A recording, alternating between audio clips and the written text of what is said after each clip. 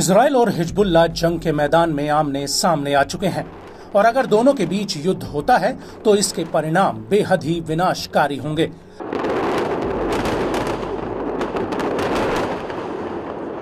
सिर्फ लेबनान में ही नहीं बल्कि इजराइल में भी हिजबुल्लाह के हमलों से भारी तबाही आ सकती है, क्योंकि हिजबुल्लाह ने 2 बार अपने जासूसी ड्रोन इजराइल में भेजकर आईडीएफ के सबसे खुफिया ठिकानों की जानकारी जुटा ली है। इसके अलावा हिजबुल्लाह के पास हथियारों का एक ऐसा भंडार है जिसकी वजह से इजराइल के एयर डिफेंस सिस्टम फेल हो सकते हैं। जी हां, ये बात हम नहीं कह रहे बल्कि खुद आईडीएफ भी इस बात को कबूल कर रही है कि हिजबुल्लाह को हल्के में नहीं लिया जा सकता।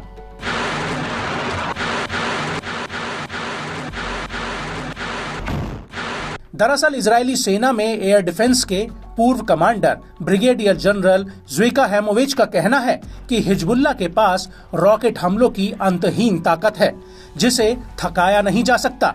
ब्रिगेडियर ज़्विका ने इजराइल के एक ही दिन में 180 मिसाइल लॉन्च करने का हवाला देते हुए कहा कि हिजबुल्लाह एक ही घंटे के भीतर इतने ही रॉकेट और मिसाइलें फायर कर सकता है।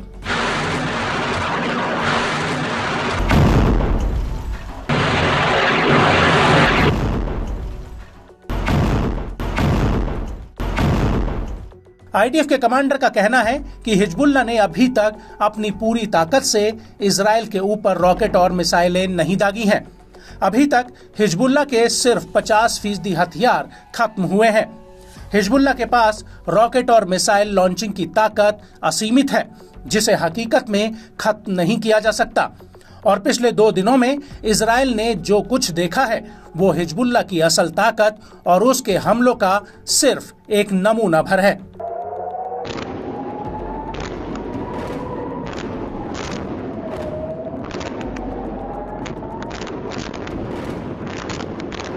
आपको बता दें कि इससे पहले आईडीएफ के रिजर्व मेजर जनरल याकोव एमिद्रोर, जो रक्षा सलाहकार और इजरायली सेना के इंटेलिजेंस डायरेक्टोरेट के रिसर्च डिपार्टमेंट के हेड हैं, उन्होंने कहा था कि इजराइल हिजबुल्लाह की ताकत को खत्म करने के करीब तक नहीं पहुंचा है।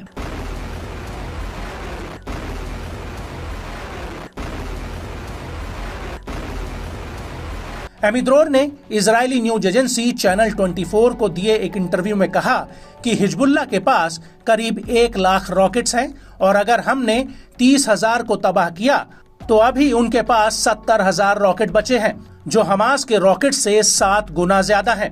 इसी वजह से तेल अवीव हिजबुल्लाह को हराने या ताकत कम करने से काफी दूर है।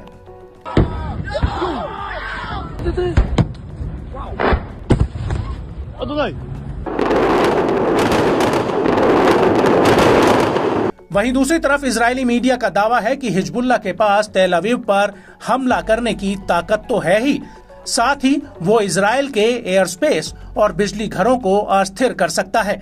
इसके अलावा वो आईडीएफ के बेस पर भी हमला कर सकता है और अगर ऐसा होता है तो ये ठिकाने ध्वस्त हो जाएंगे और युद्ध शुरू हो जाएगा। हमने ऐसा पहले भी देखा है।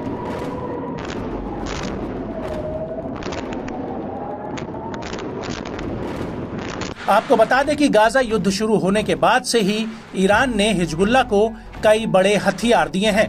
इसमें सबसे खतरनाक ईरानी एंटी टैंक मिसाइल आलमास है जो बेहद ही सटीक हमला करती है, लेकिन हिजबुल्लाह के जखीरे में ऐसे अनगिनत हथियार हैं जो इजराइल में एक साथ तबाही मचा सकते हैं। इसको लेकर centre for strategic and international studies के आंकड़ों के मुताबिक हिजबुल्लाह के पास करीब 40,000 से 80,000 के बीच कम दूरी वाले अनगाइडेड रॉकेट्स हैं। उसके पास 60,000 से 80,000 के बीच लंबी दूरी के अनगाइडेड रॉकेट्स हैं।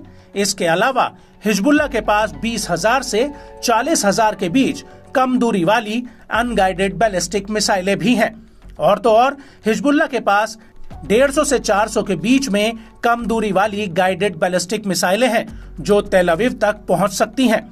हिजबुल्लाह के पास 10 से 50 के बीच मध्यम दूरी वाली अनगाइडेड बैलिस्टिक मिसाइलें हैं और कुल मिलाकर हिजबुल्लाह के पास 1,20,000 से लेकर 2 लाख तक अलग अलग हथियार हैं।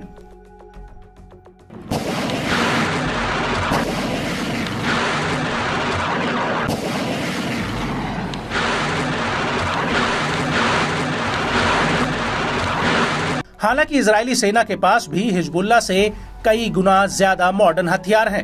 आईडीएफ के पास F-35 लड़ाकू जेट्स और एक मल्टी लेयर वाला एयर डिफेंस सिस्टम है जो लेबनान में नागरिक ठिकानों में हाहाकार मचा सकता है।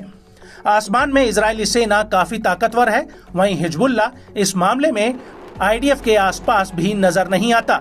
आईडीएफ हवाई हमलों में लेबनान में ऐसी तबाही मचा सकती है जो 2006 के युद्ध में भी नहीं मची होगी।